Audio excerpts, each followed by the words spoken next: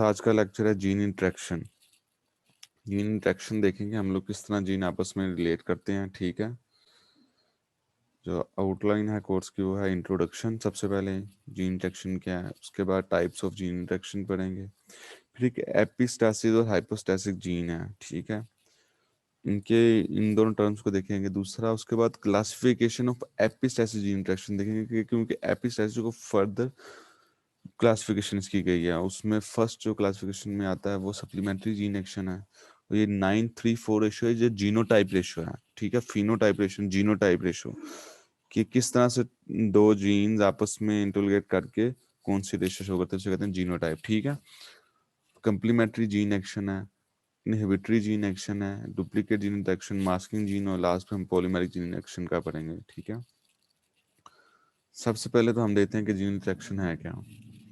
The phenomena of two or more genes affecting the expression of each other in various ways in the development of single character of an organism is known as gene interaction.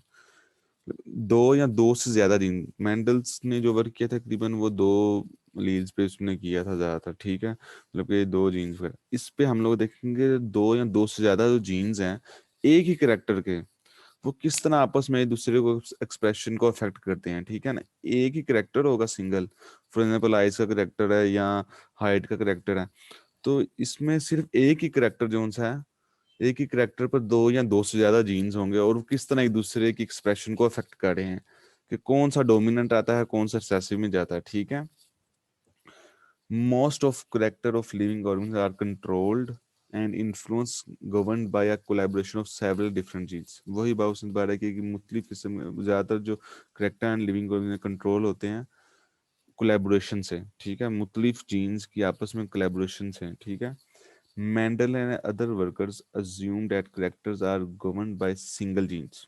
वही मैंने आपको पहले बताया कि single gene ही character को define करता है। Mendel और दूसरे जो उसके दौर के लोग थे उन्होंने यही कहा कि एक ही सिंगल जीन करेक्टर को प्ले रोल करता है। लेकिन उसके बाद क्या हुआ, मुख्तलिफ जो न्यू साइंटिस्ट थे उन्होंने कहा ए नहीं, एक या एक से ज्यादा जीन्स भी एक ही करेक्टर को भी गवर्न करते हैं, मतलब इसको कंट्रोल करते हैं, अफेक्ट करते हैं। ठीक है, such genes affect the development of concern characters in various ways. These lead the modification of typical dihybrid ratio और trihybrid ratio। इस तरह के जो जीन्स होते हैं उसमें अफेक्ट करता है डेवलपमेंट को। अभी मेंटल वगैरह के अलावा हम लोग ने मोनो हाइब्रिड और ट्राई हाइब्रिड, वो जिस तरह F1 है, F2 है, इस तरह ही F3 है। ठीक है, उस तरह की मॉडिफिकेशन करके उसमें उन्होंने उन्होंने बताया कि किस तरह से एक या एक से ज्यादा जीन्स एक दूसरे को आपस में करते हैं, इंटरेक्शन करते हैं। In gene interaction, expression of one gene depends on expression of another genes। वही बात कि किस तरह एक या एक से ज्यादा जीन दूसरे को एक्सप्रेशन को अफेक्ट करते हैं। या तो एक जीन दूसरे जीन को एक्सप्रेस करा देगा, या उसको उसके जीन्स को मतलब एब्सेंस कर देगा। ठीक है, उसकी फिनोटाइप को शो नहीं होने देगा, उसके ऊपर मास्क कर देगा। वो आगे एपिस्टेसिस में यही चीज आगे हम लोग पढ़ेंगे। Types of gene interaction. Gene interaction classified as allelic और non epistatic gene interaction. Allele वाली ये देखें माउस पर, ये नॉन एपिस्टेसिक जीन है, एपिस्टेसिक हम लोग पढ़ेंगे एलील। सिंपल आप समझ लें कि ये एलील जीन इंटरेक्शन है। This type of interaction the classic ratio of 3:1 ratio आती है जीनोटाइप की, और 9:3:1 रेशियो। इसमें रेशियो चेंज होता है, नंबरिंग चेंज है, लेकिन रेशियो तकरीबन यही आती है। ठीक है, और ये आप लोग ने मेंडल के लामे मोनो हाइब्रिड और डाई हाइब्रिड वाला कोर्स में F1 और F2 में पुनेट स्क्वायर में आप लोग ये देखते रहे हैं। ठीक है, अब जो मेन लेक्चर है वो है non allylic epistatic gene interaction पे। ठीक है, in this type of gene interaction gene located on the same और डिफरेंट क्रोमोसोम्स, जीन एक ही जगह पे लोकेट होगा या डिफरेंट क्रोमोसोम इंटरेक्ट करके एक दूसरे से अपना एक कोई एक्सप्रेशन शो करेंगे। अब हमने देखना किस तरह का एक्सप्रेशन शो करते हैं, उसमें क्या जीनोटाइप रेशियो आती है, जिसमें देखना पेरेंट्स हैं और उसके बाद मेल गेमेट्स और फीमेल गेमेट्स के बाद देखते हैं कि ऑफस्प्रिंग्स कितनी है और कितनी किस्म के उसमें क्या क्या एक्सप्रेशन शो हुआ है। कुछ ड्वार्फ रहती हैं और लॉन्ग हाइट वाले ज्यादा हैं, जिस तरह मेंडल ने कहा था कि पर्पल कलर वाले पी जो हैं वो ज्यादा हैं, और वाइट वाले दूसरे कलर वाले ज्यादा हैं, और ग्रीन कलर वाले कम है। किस तरह से है ये हम लोग देखेंगे। ठीक है, आगे आता है discovery of non allelic gene interaction has been made after Mendel. वही एलिलिक जीन की जो सी इंटरेक्शन थी, जीन इंटरेक्शन, ये तो मेंडल डिफाइन कर रहा था। उसके बाद डिस्कवरी किसकी हुई? नॉन एलिलिक जीन इंटरेक्शन की after Mendel, and can be best understood by studying phenotypic trait of gene. Phenotype को यानी कि फिजिकल एक्सप्रेशंस को, कलर्स वगैरह को शो, जो हाइट वगैरह, इसको जो जीन के ट्रेट को स्टडी करने का सबसे मेन और सबसे जो मॉडिफाइड तरीका था वो था नॉन एलिलिक। उसे कहते हैं नॉन एलिलिक कह लें या एपिस्टैटिक जीन इंटरेक्शन कह लें। अब दो टर्म्स हैं, एपिस्टैटिक क्या है और हाइपोस्टैटिक क्या है। अच्छा, हाइपोस्टैटिक आपको जरा पहले रीड करते हैं। हाइपोस्टैटिक होती है द जीन और लोकस। लोकस मैंने बताया था एज क्रोमोसोम्स का वो पार्ट जहाँ जीन लोकेट करता है, ठीक है, उसे लोकस कहते हैं। द जीन और locus which was suppressed bye epistatic gene was called hypostatic gene. इसमें कहता है जो एपिस्टैटिक जीन, जो एक जीन होता है वो सप्रेस होता है बाय एपिस्टैटिक जीन से, ठीक है। अब हम लोग पढ़ते हैं एपिस्टैटिक, फिर दोबारा इसको रीड करें, फिर आपको बिल्कुल पता लग जाएगा। एपिस्टैटिक जीन क्या है? व्हेन अ जीन और लोकस विच सप्रेस और mask the phenotypic expression of another gene. ऐसा जीन जो किसी दूसरे जीन्स के एक्सप्रेशन को कर दे, मास्क कर दे, उसके ऊपर मतलब उसको उसको अपना आप शो कर दे, ठीक है, उसकी अल्टरेशन कर दे, तो उसे क्या कहेंगे? एपिस्टैटिक। वह ना जीन विच सप्रेस कर दे या उसको दबा दे या मास उसकी जगह अपनी ले ले, ठीक है, और mask the phenotype expression of another gene at another locus, और किसी दूसरे क्रोमोसोम्स पर, अपने क्रोमोसोम्स पर नहीं, किसी दूसरे क्रोमोसोम्स की प्लेस पर उसके जीन्स को जाके सप्रेस कर दे या उधर अपनी जगह ले ले, तो उसको कहेंगे एपिस्टैटिक जीन, ठीक है। एपिस्टैटिक एक ग्रीक टर्म थी, ठीक है, इसका मीन है कि स्टैंडिंग अप, खड़े हो जाना, ठीक है, अपनी जगह ले लेना, आप स्टैंड अप कर लेना अपने आप को वहां। और हाइपोस्टैटिक आप देखें, the gene which suppressed bye epistatic, ऐसा जीन जो सप्रेस हो जाए एपिस्टैटिक जीन के थ्रू, उसको कहेंगे हाइपोस्टैटिक। एक जीन ने दूसरे क्रोमोसोम लोकस पे जाके अपने आप को शो करवाई, यानी कि दूसरे को सप्रेस कर दिए या उसको मास्क कर ली, उसकी जगह ले ली, तो वो हो गया एपिस्टैटिक। और हाइपोस्टैटिक हो गया ऐसा जीन जो सप्रेस हो जाए एपिस्टैटिक, उसको कहेंगे हाइपोस्टैटिक, ठीक है। अब क्लासिफिकेशन आई थी है उसकी, classification of epistatic gene interaction. Class आपको इन दोनों टर्म्स की समझ आ गई है, एपिस्टैटिक और हाइपोस्टैटिक, इसमें कोई कॉम्प्लिकेशंस तो नहीं? निशान इन चीजों का लग रहा है पता? Yes sir. चलो ठीक हो गया। कोई अगर ज्यादा ओके। प्रॉब्लम आ रही हो ना स्लाइड्स में, तब आप लोगों ने पूछ लेना, ठीक है, तो आगे फिर, क्योंकि अगर लास्ट पे फिर दोबारा वो बैक स्लाइड पे जाने का, कुछ ज्यादा प्रॉब्लम आ रही नहीं समझ आ रही स्लाइड से, ठीक है। दोबारा बताता हूँ, ओके सर। एपिस्टैटिक जीन वो है जो स्प्रेस करता है दूसरे जीन को, ठीक है, या उसकी जगह लेता है। और हाइपोस्टैटिक है जो एपिस्टैटिक जीन की वजह से स्प्रेस हुआ है, जो जीन स्प्रेस होता है उसको कहते हैं हाइपोस्टैटिक, ठीक है। अब classification of epistatic gene interaction. Epistatic gene interaction gene is classified as follow on the basic manners by which concerned gene influence the expression of each other। ये दूसरे के expressions को affect करते हैं, ठीक है, मुख्तलिफ जीन। इसमें सप्लीमेंट्री जीन एक्शन है, उसमें जो जीनोटाइप रेशियो है ये 9:3:4 है। यही रेशियो जो मैंने लास्ट टाइम आप लोगों को असाइनमेंट दी थी ना, उसमें यही जीनोटाइप और फिनोटाइप रेशियो मैं पूछ रहा था, और वो बतानी है आप लोगों ने। फ्राइडे का टाइम है, ठीक है। नेक्स्ट क्लासिफिकेशन है complementary gene action, inhibitory gene action है, duplicate gene interaction, masking gene interaction और पॉलीमेरिक जीन इंटरेक्शन। अच्छा, सबसे पहले हम लोग पढ़ते हैं सप्लीमेंट्री जीन एक्शन क्या है। In supplementary gene interaction the dominant allele of one of two genes governing a character produce phenotypic effect। वही बात आगे स्टैटिस्टिकली कि इन सप्लीमेंट्री जीन टेस्ट में रहता है, एक डोमिनेंट लील होता है, दूसरे जीन्स का क्या करता है, उसके जीन्स के कंट्रोल करता है, गवर्न करता है, उसके ऊपर राज करता है, ठीक है, उसके दूसरे करेक्टर पर, ठीक है। और अब एक नया मतलब अपना एक फिनोटाइप इफेक्ट उसको क्या करता है, प्रोड्यूस करता है। However, dominant allele of the other gene does not produce a phenotype effect on its own। Dominant allele दूसरे जीन का, चाहे डोमिनेंट एलील है, वो अपना फिनोटाइप इफेक्ट शो नहीं करेगा। क्यों? क्योंकि एपिस्टेम कहता है कि वो एक दूसरे दूसरे जीन्स को क्या कर देता है, सप्रेस करता है या उसके ऊपर मास करता है, अपनी जगह ले लेता है। But when it is present with dominant allele of the first gene, it modifies the phenotypic effect produced by that gene. अगर जो फर्स्ट जीन है जो डोमिनेंट एलील है, ठीक है, फिर भी ये क्या करेगा, it modifies the phenotypic effect produce by that gene, उस जीन से क्या करेगा, उसको चेंज करके उसको या मॉडिफाई कर देगा या कोई एक दूसरी चीज को शो कर देगा। अब आगे पुनेट स्क्वायर है, इसमें हम लोग के देखते हैं किस तरह से इसने मॉडिफाइड किया, ठीक है, सप्लीमेंट किया। For example development of agouti grey coat colour in mice. लोग क्लास आप देखिए, इसमें एक डोमिनेंट एलील सी प्रोड्यूस।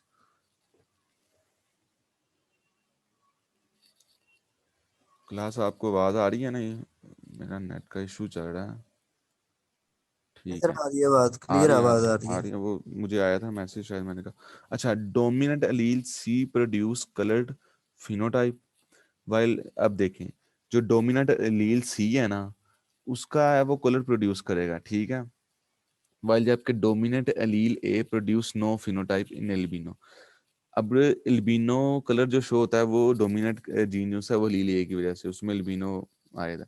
तो वो कह रहा है कि जो कलर है डोमिनेंट लील का वो सी वाला शो होगा, जबकि डोमिनेंट लील का क्या होगा, एल्बिनो में चाहे वो डोमिनेंट है लेकिन वो शो नहीं होगा।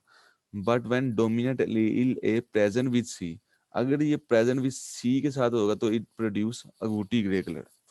तब एक नई मतलब कि हो गया ना मतलब तब एक क्या करेगा कि जो सी वाला है ना वो ए वाले डोमिनेंट रील पे क्या कर दिया, उसने सप्रेस कर दिया, उसको मास्क कर दिया। अब देखें, पेरेंट्स थे, एक सी सी डबल ए कलर ये था, ठीक है, और अल्बिनो का जो जीनोटाइप ये देख लें माउस की वजह से, ये सी और एक स्मॉल सी है और एक लार्ज ही है।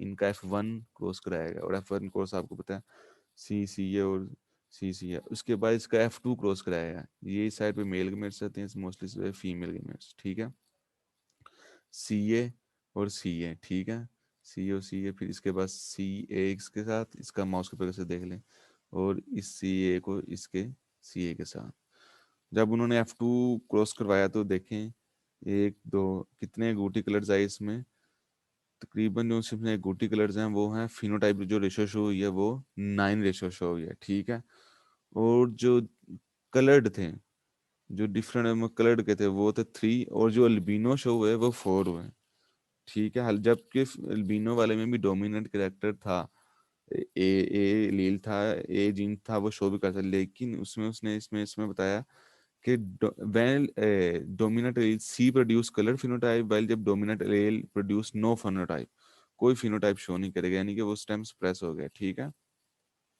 अब आ जाए class complementary gene interaction. Complement आपको पता है, if both gene locus have homozygous allele, homozygous allele का मैं बताया था कि एक ही जीन पर दो सेम एलील हो, उसे कहेंगे homozygous allele. if both gene loci have homozygous homozygous alleles and both of them produce identical phenotype, the F2 ratio become 9:7 or instead of 9:3:3:1, ठीक है, 9:7 की वजह इसकी क्या होगी 9:3:3, ठीक है। इन सच केस द जीनोटाइप, इसमें जीनोटाइप्स कौन से हैं, डबल ए स्मॉल बी, ये जीनोटाइप देख लें इसके, ठीक है, प्रोड्यूस वन फिनोटाइप, जितने भी ये जीनोटाइप है सब क्या प्रोड्यूस करेंगे, एक ही phenotype. Both dominant alleles when present together each other are called complementary gene. दोनों डोमिनेंट एलील प्रेजेंट होंगे एक दूसरे के साथ तो उसे क्या कहेंगे, कंप्लीमेंट, एक दूसरे के complementary gene, and produce a different phenotype, एक नई फिनोटाइप शो करेंगे, ठीक है। अगर पर्पल और वाइट है तो एक ब्राउन कलर डिफरेंट सी फिनोटाइप शो करेंगे। अब इसमें देखें class in sweet pea presence of gene C और CCPP। अच्छा, ये जो उनसे हम लोग CCP देते हैं ये सिर्फ अपने जीनोटाइप वगैरह को मतलब कि किसी को अल्फाबेटिकली नेम देने के लिए, ठीक है, करेक्टर CCP और PP इन होमोजाइक कंडीशन, ठीक है, ये देख लें आप लोग F1 जनरेशन में जाएं, ये वाइट है और ये भी वाइट है, ठीक है, इसमें दो होमोजाइगस हैं और इसमें भी दो होमोजाइगस डोमिनेंट है, दो होमोजाइगस रिसेसिव एलील हैं, इसमें दो रिसेसिव, इस तरह दो डोमिनेंट है होमोजाइगस। इनका आपस में क्रॉस कराया तो एक पर्पल कलर शो हुआ, ठीक है, एक वाइट था, वाइट वाइट वाइट का क्रॉस कराया तो एक डिफरेंट कलर का शो हुआ पर्पल। अच्छा, इस डिस्क्रिप्शन में है जरा, homozygous condition which produce no white colour, ठीक है, इन दोनों का आपस में कोई वाइट कलर शो नहीं है, because expression of chromogen does not occur in homozygous condition. Chromogen का जो एक्सप्रेशन था वो शो ही नहीं हुआ, while expression of chromogen occurs when these two genes present in heterozygous condition. उसने कहा कि इसका करेक्टर जब तब शो होता अगर ये दोनों होमोजाइगस बजाय क्या होते हैं, हेटेरोजाइगस होते हैं, फिर इसका जो क्रोमोजन जो एक्सप्रेशन था ना वो शो होता है, इसलिए इसने क्या कम्प्लीमेंट कर दिया, एक नई फिनोटाइप शो कर दी। F2 में देखें जरा आप लोग डाई ब्लड में, इनको आपस में क्रॉस कराया है, सी पी, और इस सी को इसके साथ, पी के साथ, फिर इसके बाद सी पी और इस पे, ये इस साइड पे मेल गैमेट्स, आगे साइड पे फीमेल गैमेट्स, इनका क्रॉस कराया तो आप देखें उसमें जो 9 है वो पर्पल है और 7 जो से वो क्या है, वाइट शो है, ठीक है। वो जो 7 वाइट शो है उसमें देख लें हेट्रोजाइगस की फॉर्म में शो है, ठीक है। इस लाइन बोलते हुए मैं शो बता गया था कि इंस्टेड ऑफ 9 3, जबकि इसका मतलब है कि सर जी, इंस्टेड, जी जी, सर अगर कैपिटल पी और स्मॉल पी भी हो फिर भी पर्पल है? नहीं, कैपिटल पी और स्मॉल पी, स्मॉल पी। नहीं जी उसमें उसने कहा है, नहीं उसमें नहीं होगा। उसने कहा जब वो हेट्रोजाइगस कंडीशंस में होंगे ना फिर वो वाइट शो करेंगे। ये देखें, ये मेरा माउस का प्रिकर्सर है ना, इसमें सी कैपिटल है यानी कि डोमिनेंट, और इधर पी क्या है, स्मॉल है, तो ये वाइट कलर शो हुआ है। पर्पल कलर में सर, वो जो सेकंड वाले में, सेकंड की साइड, फर्स्ट वाले में जो सेकंड पे है। ये दिस वन, जी ये देखिए जी इसमें उसने पर्पल इसलिए शो है, उसमें दो होमोजाइगस ही हैं, देखे ना, एक सी है और एक पी है, एक सी है और एक पी जी है, वो स्मॉल है वो रिसेसिव है, उसने अभी शो नहीं किया। इसमें देखिए जहाँ मेरा माउस पर, इसमें दोनों एक साइड पे रिसेसिव वाले हैं, दोनों होमोजाइगस रिसेसिव हैं, ठीक है। तो जी एक डोमिनेंट का वो होगा और एक दो होमोजाइगस रिसेसिव का एक होगा, उसकी वजह से उसने इसको शो किया, ठीक है। लास्ट टाइम जी मेरे बोल गया था कि ये रेशियो होगी, जबकि ये नहीं, इंस्टेड यानी कि इसके अलावा 9 3 3 1 रेशियो के अलावा जो उसे शो होगी वो होगी 9 7, ठीक है, कम्प्लीमेंट्री जीन इंटरेक्शन में। आगे आप लोगों को समझ, नेक्स्ट करूंगा स्लाइड। आप जितने भी देख लेना जिसमें भी जी सर। दो डोमिनेंट हैं हेट्रोजाइगस, तो वो पर्पल शो करने हैं। इसमें देखिए इसमें व्हाइट कलर ही शो हुआ, वो किस तरह से हुआ, एक डोमिनेंट था सी कैपिटल और एक जो पी था वो था स्मॉल, तो ये हेट्रोजाइगस हुआ। इसमें क्या, ये होमोजाइगस एक तरह का हो गया, एक इधर से जो डोमिनेंट था वो सी था, इधर इधर से डोमिनेंट वो कैपिटल पी है, ठीक है।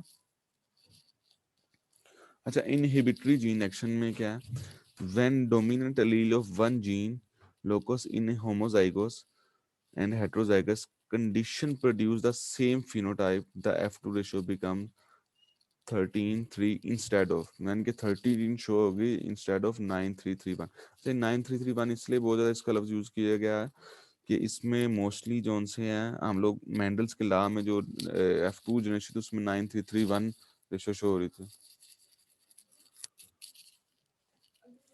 One dominant allele of one gene in homozygous and heterozygous condition produce the same phenotype, एक ही phenotype produce करेंगे, the F2 ratio वो आपको अभी इसमें मैं दिखाता हूँ। अच्छा, इनहिबिटरी जीन एक्शन है ये, while homozygous recessive condition produce different, एक उसने एक इसके ऊपर एक टर्म भी लगा दी कि अगर वाइल जबकि होमोजाइगस रिसेसिव बी भी है ना तो वो प्रोड्यूस क्या करेंगे, डिफरेंट फिनोटाइप्स करेंगे।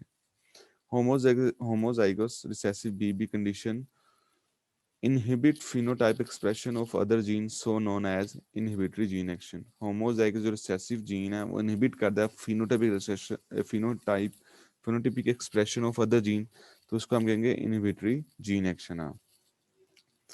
अब इसमें देखें gene B when present in homozygous recessive condition, ठीक है, and that is BB, जो BB है homozygous recessive है, ठीक है, it inhibits the action of other gene।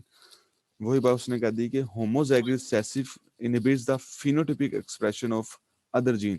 जो होमोजाइगस रिसेसिव होंगे वो इनहिबिट कर देंगे एक्सप्रेशन ऑफ अदर जीन्स को, उसको कहेंगे इनहिबिटरी जीन एक्सप्रेशन। अच्छा, जीन बी को उसने कहा कि प्रेजेंट है होमोजाइगस रिसेसिव में जो बी है, it inhibits the action of other genes and other gene produce no phenotype. दूसरे जीन की जो फिनोटाइप है उसको क्या कर देंगे, स्प्रेस कर देंगे, ठीक है, और अब उस और अपना फिनोटाइप एक्सप्रेशन शो करेंगे। अच्छा, अब इस पुनर स्क्वायर है, इसमें वही मेंडल्स की तरह इसमें F1 देखें, वाइड लेग हॉर्न्स थी, ठीक है, और वाइट पोलीमाउथ रोग थी, ठीक है, इसमें होमोजाइगोस डोमिनेंट है, इसमें होमोजाइगस रिसेसिव में सारे हैं, ठीक है, तो वाइट वाइट शो है, ठीक है। उसके बाद इसका F2 क्रॉस दोबारा करवाया गया, ठीक है, इसका F2 क्रॉस दोबारा कराया गया, तो उसमें देखें आप, ये वाइट है, ये भी वाइट, ये भी वाइट, ये इस साइड पे जो आती हैं वो मेल गेमेट्स हैं, और इस साइड पे जो से वो फीमेल गेमेट्स है। इसका दोबारा उन्होंने क्रॉस कराया, ठीक है, F2 जनरेशन में, तो उसमें उसने देखा कि 9 वाइट और 13 वाइट थे, और 3 कलर जो से थे, 3 कलर्ड कलर थे, डिफरेंट कलर से, ठीक है, और 9 वाइट शो हुए। वो क्यों शो हुए? वो होमोजाइगोस रिसेसिव जीन्स की बेस पे, ठीक है। अच्छा क्लास नेक्स्ट है duplicate gene interaction.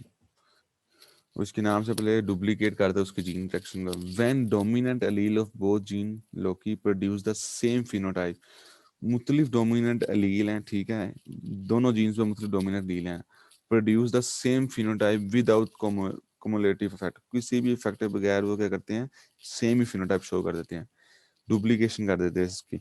In that case the ratio become 15:1 ratio होगी इंस्टेड ऑफ 9:9:3:3। 9:3:3 में आपको बताया कि मेंडल की वो रेशियो थी डायब्रेडली, उसके बाद स्टडी है उसमें रेशियो चेंज हो गया क्योंकि 2 और more genes affect the same phenotype of expression. अच्छा, duplicate gene detection occurs in shepherd purse plant. अब डुप्लीकेट जो जीन डिटेक्शन है वो शेफर्ड पर्स प्लांट के पॉइंट स्क्वायर में देते हैं क्रॉस में। In shepherd purse plant, in Shepherd's in Shepherd purse plant, seed capsule occurs in 2 shapes, triangular है और एक क्या है, अवॉइड शेप है, और इसमें उसने बताया था फिनोटाइप रेशियो क्या है, 15 और 1। Avoid shape seed capsule occurs when both genes are present in homozygous recessive condition में। अवॉइड शेप तब शो होगा कैप्सूल जब दोनों जो जीन्स होंगे वो क्या होंगे, रिसेसिव होमोजाइगोस रिसेसिव होंगे, ठीक है। ये क्रॉस देखें, एक ट्रायंगुलर थे, ठीक है, डोमिनेंट, और वॉइड में दोनों क्या है, रिसेसिव थे, प्योर रिसेसिव थे, उसमें उन दोनों को आपस में क्रॉस करा F1। उसके F1 के बाद उसने उसको क्या करा F2। F2 में ये सही, ये देखें, ये मेल गेमेट्स आ गए, इस साइड पे क्या है, फीमेल गेमेट्स है, इनका आपस में उसमें क्रॉस कराया, डोमिनेंट है, ये तो वो डुप्लीकेट उसका शो कर रहे हैं, ठीक है। उसके बाद ये देखें, जितने भी हैं सब उसके डोमिनेंट को क्या करना है, इधर भी एक डोमिनेंट है, इधर भी एक डोमिनेंट, और ये भी उसका ट्रायंगुलर शुगर। सिर्फ एक ही वॉइड है, वॉइड उसने कहा था कब आएगा, जब होमोजाइगोस रिसेसिव आएगा, ठीक है, अदरवाइज नहीं आएगा, ठीक है। होमोजाइगोस रिसेसिव वॉइड, वॉइड शेप का एक ही है, और जबकि ट्रायंगुलर शेप की कितनी है, वो है 15। और इसने क्या किया, डुप्लीकेट जीन इंटरेक्शन है। अब नेक्स्ट जो है वो है मास्किंग जीन एक्शन, इसको देते हैं। when out of 2 genes the dominant allele of one gene masked the activity of allele of another gene, दूसरे जीन की क्या करेगा वो, उसकी मास्क कर देगा, अपनी जगह उसको ले लेगा, ठीक है, जाकर then a gene locus set to be epistasis to the B gene. क्या हुआ, then a gene locus is set to be epistasis, क्या इसका बी जीन का, बी जीन लोकस का dominant allele A express itself only in the presence of either B or B, small B या capital B में। So such type of epistasis is known as dominant epistatic. हम लोगों ने epistatic पढ़ी थी, लेकिन अब इसमें क्या है, डोमिनेंट एपिस्टैटिक क्या है, डोमिनेंट लील ऑफ एक्सप्रेशन है itself in the presence of either B or B, so such type of epistasis is known as dominant epistasis. The allele of hypostatic locus express, यानी कि जो express होता है उसको hypostatic कहते हैं, ठीक है। The allele of hypostatic locus express only when the allele of epistatic locus present homozygous recessive condition, ठीक है, homozygous recessive condition में मौजूद होगा, तब जो उनसे क्या होगा, हाइपोस्टैटिक लोकस एक्सप्रेस होगा। अब इसमें आप देखें, ये पुनः स्क्रीन में पेरेंट्स जनरेशन में ब्राउन डॉग था, ठीक है, और साथ उसके क्या थे, वाइट डॉग थे। जो ब्राउन डॉग है उसमें देखें दो उसने होमोज, उसमें उसने एक डोमिनेंट एलील उसमें आई एक है, और दो उसमें क्या है, रिसेसिव में बी, ठीक है। वाइट डॉग में क्या, दो डोमिनेंट कैरेक्टर्स हैं और एक एक हेटेरोजाइगस जीन है, उनका आपस में उसने क्रॉस करा F1, ठीक है। F1 के बाद ऑल वाइट, जितने भी वो डॉग थे वो सब वाइट थे। उसके बाद उसने इसका क्या करवाया, F2 उसका क्रॉस करवाया, ठीक है, डाई हाइब्रिड। उसमें इस साइड पे आपके मेल की मिर्च आ गई, इस पे फीमेल की मिर्च आ गई। और इसमें देखें एक BI, इसमें 2 जीन्स आ गए, इसमें एक BI, इसमें एक इन सब का उसने जब आपस में क्रॉस करवाया तो उसमें जो फिनोटाइपिक रेशियो क्या आई कि 12 जो डॉग्स थे वो वाइट थे और 3 ब्लैक थे और 1 ब्राउन, सिर्फ एक डिफरेंट कलर का था, ठीक है। 12 वाइट थे, 3 ब्लैक थे और 1 क्या था, ब्राउन था। अच्छा, नेक्स्ट क्या हमारा है, पॉलीमेरिक जीन इंजेक्शन। जिनके मुख्तलिफ जीन हैं। Polymeric is the combination of 2 dominant allele, combination है कि 2 डोमिनेंट एलील जब कंबाइन करें, दैट इंटेंसिफाई यानी कि बढ़ा दें, इंक्रीज कर दें, इंटेंसिफाई द फिनोटाइप और क्रिएट्स अ मीडियन वेरिएशन। एक मतलब इंटेंसिफाई इंक्रीज कर दिया, मीडियन मोड वगैरह आप लोगों ने पढ़े होंगे, उसमें ही आता है, ठीक है। मिड वाली को इंटेंसिफाई कर दे, उसको इंक्रीज कर दे। alone each dominant allele produce a physical trait different from the combined dominant alleles। मतलब कि एक हर कोई जो सा एक ईच डोमिनेंट एलील है ना, प्रोड्यूस फिजिकल डिफरेंट करके they from the combined dominant allele से। जिस तरह कंबाइंड डोमिनेंट उनसे एक डिफरेंट एलील शो करे, therefore this creates 3 phenotypes for only 2 dominant alleles. यानी कि ये 2 जो डोमिनेंट एलील्स है उसकी 3 फिनोटाइप शो करेगा।